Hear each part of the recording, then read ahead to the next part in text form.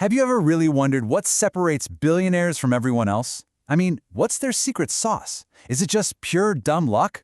Or is there something more? Is there a blueprint? Well, let's dig in. So let's tackle that question head on. Is it all just a lottery? Being in the right place at the right time? A random lightning strike of fortune? That's the myth we hear all the time. But you know what? The data tells a very, very different story. Yeah, when you actually look at the research, it turns out building a 10-figure net worth isn't random at all. It's a strategic process. There are clear paths people take, specific mindsets they share, and a core set of skills that show up again and again. So no, it's not a lottery ticket. It's a blueprint. So where do you even start? Well, the first part of this blueprint is all about choosing your path. And this isn't just about working harder, it's about putting yourself in an arena that actually has the potential for that kind of massive, exponential growth. Okay, so the data reveals three main highways to that billion-dollar mark. You can be a founder, an executive, or a capital magnate. Now, each path has its own set of rules, and more importantly, its own trade-offs. You're basically balancing massive risk against the potential for an absolutely massive reward. The founder path is probably the one you think of first, and for good reason. It has the highest potential payout. People like Jeff Bezos didn't get ridiculously wealthy from a salary. Nope, they got rich because they owned equity, a piece of the company, that just exploded in value as the company grew. It's all about ownership, not income. The catch? This path also comes with, by far, the most personal and financial risk. Sarah Blakely is the perfect example of this. I mean, what a story. She started Spanx with just her own savings. $5,000. She deliberately avoided outside investors so she could keep 100% ownership. So when her company was eventually valued at over $1 billion, well, that value was all hers.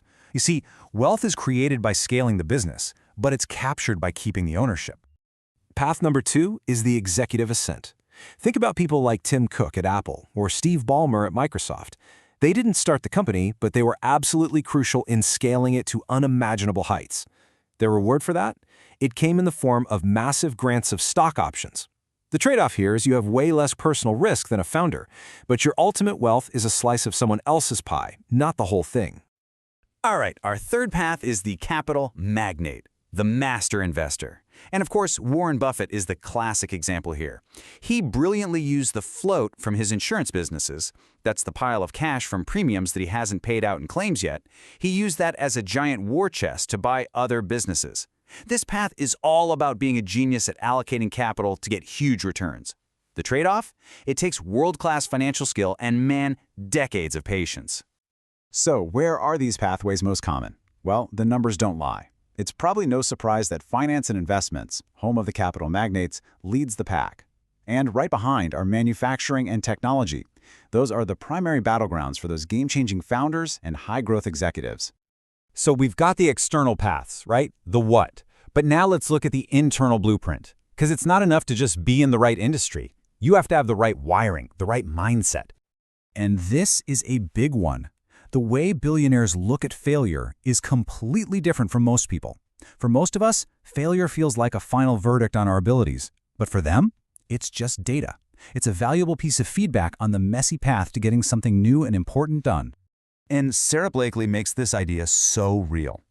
At Spanx, she actually created oops meetings specifically to celebrate mistakes. Think about that. She knew that if your team is terrified to fail, they'll be terrified to try anything new. And without new ideas, well, you can't innovate. You're dead in the water. This whole mindset is really built on 3 pillars. First is what psychologists call an internal locus of control, which is just a fancy way of saying you truly believe that you are the architect of your life, not your circumstances. Next up is nonconformity. You have to be comfortable swimming against the current and rejecting what everyone else thinks is normal.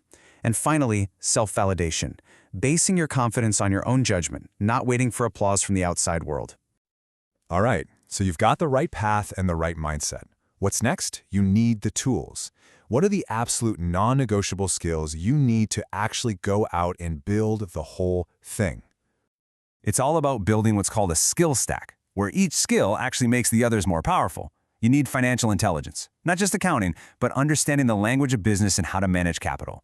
Then there's sales and persuasion, which is the engine that drives everything. Without it, you can't raise money, you can't get the best talent, you can't land customers. Then leadership takes those resources and multiplies their impact by building an incredible team.